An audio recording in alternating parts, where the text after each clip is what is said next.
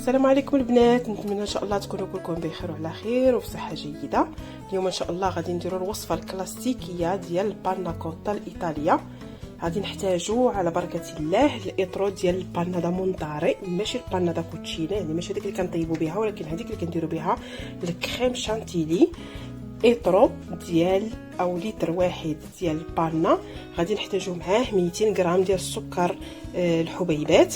غادي نحتاجوا 200 مليلتر ديال الحليب، 16 غرام ديال الجيلاتين و الفاني. اللي ما عندوش لافاني هذه يعني ناتوريل يقدر يستعمل السكر فاني او لا الخنيشه تاع فاني اون بودغ. واول خطوه غادي نديروه هي غادي نحطوا الجيلاتين في الماء ونخليوها ترطب باش نعرفوا نعصروها ديك الساعه وندوبوها في الحليب.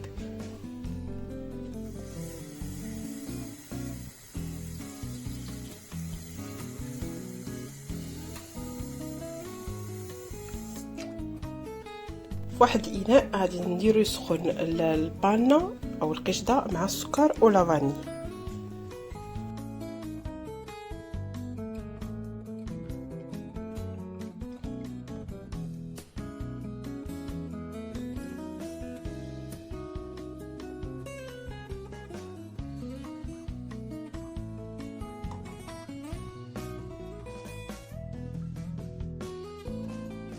ندير البانا تسخن مع السكر والفاني، وفي واحد الكاسرونه صغيره غادي ندير الحليب.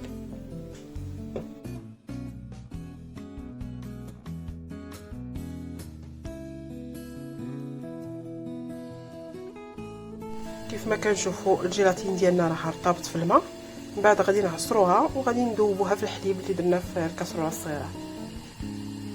ودابا ملي الحليب يعني سخن مزيان ولكن ما فاضش، طفيت عليه. ودابا غادي نعصر الجيلاتين نحيد منها الماء وغادي نضيفها للحليب ديالنا باش تذوب فيه.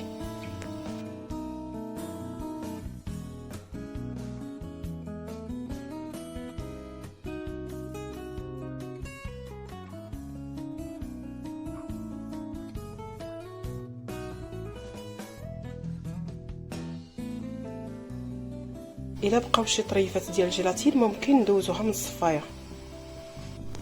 البانا ديالنا راه طابت مزيان يعني سخنات. غنزولوا هاد الفاني ونطفيو عليها العافيه ونضيفوا عليها هاد الحليب هذا.